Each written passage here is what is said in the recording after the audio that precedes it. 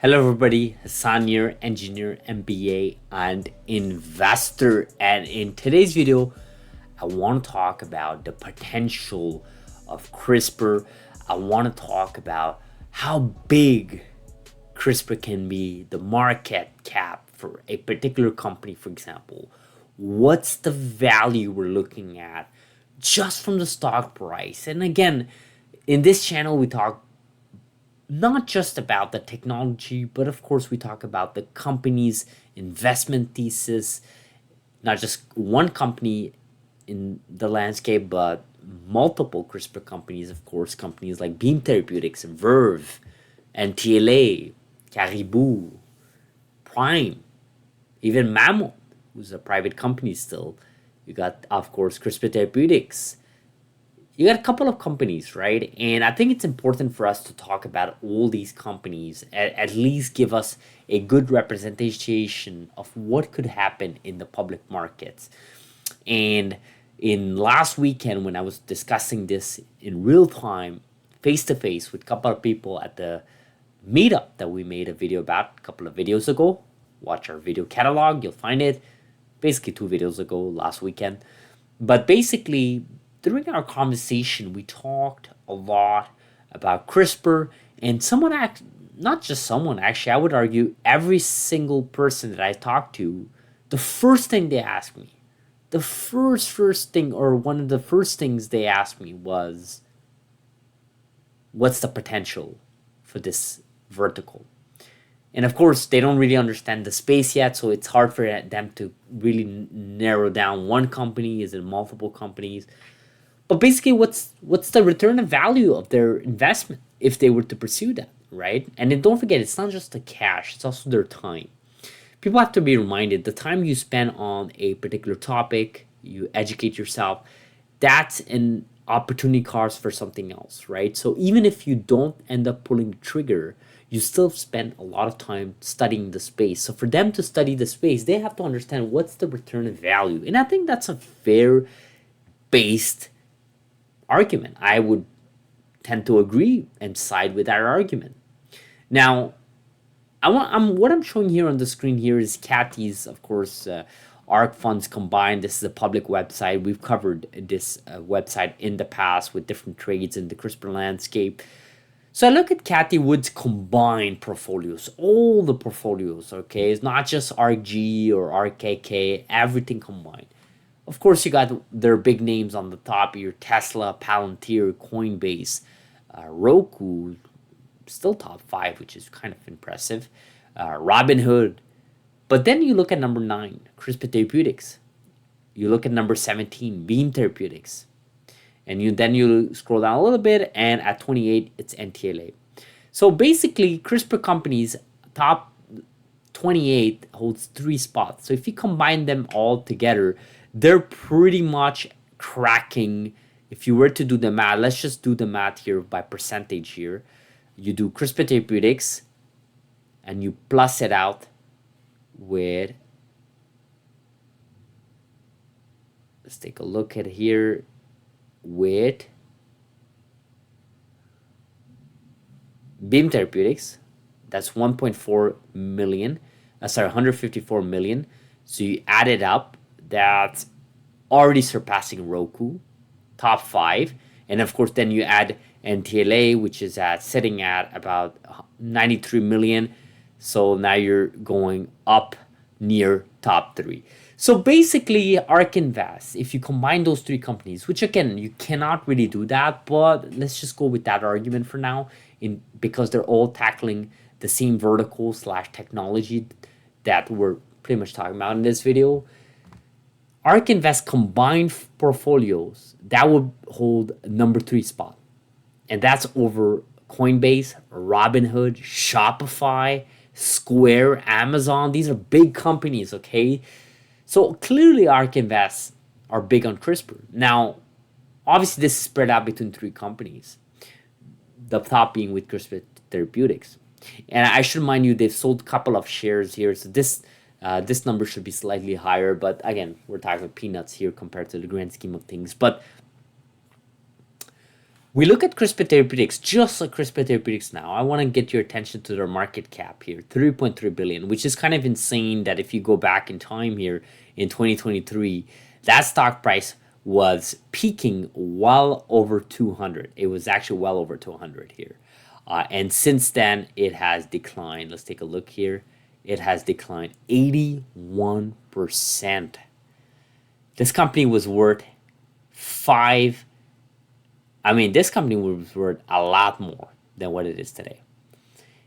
We're talking about in the double digits, billions, which is very far from where they were at. Now, you take a look at what they're trading at, their average cost, $38. Technically, ARK Invest is below their average cost, and they've been in this company for a long time. Now, am I saying that CRISPR Therapeutics is going to hit that value again anytime soon? I don't think anybody in this space wants to make that argument. I would argue that it will take a lot to even get there. You already have a approved program, a CRISPR program out there commercially available. It is scaling slowly. You're going to need that program to scale up really quick. You're going to need this company, for example, to release another program that's FDA approved, and that's not going to happen anytime soon. When I mean anytime soon, I'm talking in the next year. It's not going to happen in the next year because of red tape, because of just the nature of biotech and healthcare. The time it gets to preclinical all the way to preclinical being testing on mice, and then testing on humans in phase 1 clinical trial, then phase 2, upping dosage, upping patient size, and of course phase 3, even an upper sample size, and of course long-term monitoring, and then finally commercial available. I mean, that's not something you can do in a year. Now, they do have multiple programs ongoing. Do I think they're worth 3.2 billion? Absolutely not. I mean, this company already has over $2 billion of cash. They have a program that can potentially make over $1 billion within the next 3 years if they scale properly at $2.2 million therapy. Although they still only own 40% of that program, Vertex could come in and say, hey, CRISPR, we want an additional 20%. Here's another $1 billion. Why not? Well, screw it. They could just come in and say, look, we want to own the whole thing. Here's $5 billion. They're already there. I mean, they already have $2 billion in the market cap size, plus whatever, 4, 5, 6, 7 billion, whatever Vertex would pay for the remaining 40% of that sickle cell disease, first ever one-time treatment cure. It's pretty big. It's nothing to sneeze at. Now, I think I would make the argument that this company can easily 2x within the next year. I think this could happen given in the right bull market side, of course, macro type environment, given that they keep doing whatever they're doing right now. I think they can easily 2x in the next year. What can they do in the next 3 years? Definitely more than 2x. I think they can 3x. I don't see why not. I don't see why they can't be worth $10 billion. Again, they were worth a lot more in 2021. That was 4 years ago, guys. I should remind you. There was limited data at that time. They were still in phase 2. They had a smaller sample size at clinical trials. There was no FDA approved program. They had a 50-50 agreement with Vertex. It wasn't 40-60. The market was unsure of CRISPR as it is. Today, we know CRISPR is here to stay. Today, we have a lot more data, not just from this company with their particular program per se, but with other programs for different companies. Today, we have a new administration. Today, we have a new administration that we know for a fact the person leading or overseeing the FDA, in a sense, if I can put it that way, in the US, actually has invested in CRISPR Therapeutics and has personal relationships with individuals who were affected with sickle cell disease. So do I think this company is going to 3x to 5x in the next 3-4 years of this administration? Absolutely. I think it can happen. Now, am I saying it will? No. I mean, I can't say that, guys. Not financial advice. I don't want to put myself in a position where folks in this channel are gonna hold me accountable. I mean, I already have people commenting me from Caribou's video in 2021 when they went IPO, when I kind of predicted that this company would potentially 2-3x at that time. Now, obviously, look at fast forward today, same story here in this chart. The company's got shot down over 80%. I think in that case, it's over 90% since its IPO. So brutal performance, right? But it's not about CRISPR. It's not even about those companies. It was about biotech. I mean, biotech has been in a bear market since basically early 2021. And again, there are a bunch of factors there. The lead of the pandemic, a lot of hype in the healthcare sector, a lot of money was poured. And of course, that money was extracted and never put back.